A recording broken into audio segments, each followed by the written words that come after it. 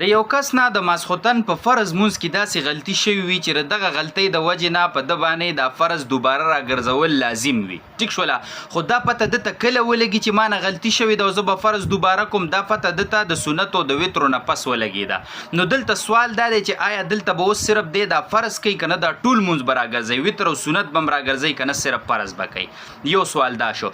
دویم سوال دا شو چې یو کس د ماسخوتن مونځ د نیمې شپې نه واړو خو سبا لا ختلی نه دی، 2 او 3 بجې کوي، نو آیا دا مونځ به قضا حسابیږي که دا مونځ به ادا حسابیږي؟ دلته مسله څنګه ده؟ دا 2 ضروري مسلې به په دې ننني کلیپ کې بیان شي. ګوره جي، اول مسله دا چې د یو کس نه د ماسخوتن په فرضو کې داسې غلطي شوي وي چې په هغې په وجه په ده باندې دا مونځ دوباره راګرځول لازم وي، یا تی واجب پاتې شوي دي یا تی په واجبو کې تاخیر راغلی دی وجې سجده سهوه لازم شوي، سجده سهوه چې سړی ونه کړي دا مونځ پې دوباره راګرځول دا پې واجب دي. ګوره یا د ده نه رکات پاتې شوی، نو چې رکات پاتې شو خو فرض پکې پاتې شو، نو دا مونځ به خامخا دوباره کوي. یا د ده نه یو فرض رکن د ماسخوتن په دې فرضو کې پاتې شوی او دا پته دته د وترو د سنتو نه پس ولګېده، نو دلته مسله داسې ده چې دی به صرف فرض او سنت راګرځوي، وتر شوي دي صرف فرض او سنت به راګرځوي. دلته دا سنت چې دي نو دا د ماسخوتن د فرضو تابع دي، ځکه که چا د فرضو نه مخکې دا سنت وکړو دا نه دي شوي، نو دا سنت چې دي دا د ماسخوتن د فرض مونځ تابع دي، نو دلته به فرض مونځ هم راګرځوي او سنت به هم راګرځوي. وتر چې دي نو دا د ماسخوتن د مونځ تابع نه دي، دا یو ځان له مونځ دی. ټیک شوله، ترتیب یې دا لازم دی، ترتیب یې دا ضروري دی چې دا وتر به د ماسخوتن د مونځ نه پس وي.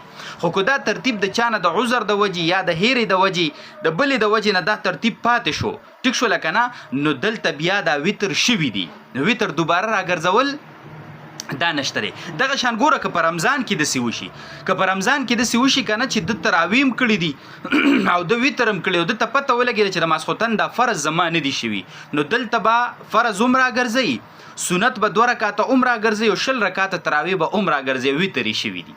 20 رکاته تراویح به هم راګرځوي ځکه دا د ماسخوتن د مونځ تابع دي. که چا دغه 20 رکاته تراویح د ماسخوتن د مونځ نه مخکې وکړو دا نه دي شوي، دا به بیا کوي. نو دقه شان دا د ماسخوتن د مونځ تابع دي، د ماسخوتن د مونځ نه وروسته دي، نو که فرض نه شوي نو فرض به هم بیا راګرځوي، سنت به هم راګرځوي، تراویح به هم راګرځوي، وتر دا شوي دي. دا مسله خو ختمه شوه. دویمه مسله دا ده ګوره چې د ماسخوتن مونځ نه دی، د ماښام ټیم چې کله ختم شو د ماسخوتن ټیم داخل شي نو تر د سبا د خطو پورې دا د ماسخوتن ټیم دی. ګوره دا ځان سره یاد ساتئ. بعضې خلک وایي چې د نیمې شپې نه واوړي نو بیا دا مونځ قضا شو، یا 2-3 بجې د مونځ کو نو دا مونځ قضا دی، نو قضا نیت به نه تړئ. ګورئ په دې مسله ځان پوه کړه، مونځ ادا دی قضا نه دی، مونځ صحیح دی، دا د ماسخوتن ټیم دی. ګورئ طلوع فجر پورې سبا خطو پورې دا د ماسخوتن ټیم دی، نو ته به د قضا نیت نه تړئ، د ادا نیت به تړئ. د ناراستۍ د وجې نه، د غفلت د وجې نه، غلط عادت جوړ شوی مونځ کې، د ماسخوتن مونځ کې د نیمې شپې نه زیات تاخیر راوستل دا مکروه دي. خو بیا هم ګورئ مونځ قضا نه دی، یاد وساته، ثواب کې به دې کمې راشي. دا تاخیر په غفلت د وجې نه دا مکروه دی. ټیک شوله، او که د عذر د وجې نه یو سړی وده شوی دی، ډوپوی شوی نه دی، یا مثال بیمار دی او 2 بجې 3 بجې سترګې وغړېدې لکه ماسخوتن مونځ مې نه دی کړی، نو بالکل ادا دی، قضا نه دی جی. ښه، دا ضروري مسلې وي د ماسخوتن د مونځ په باره کې، ضروري په خپله واورئ، زده کړئ او ملګرو سره شیر کړئ. وصلی الله علیه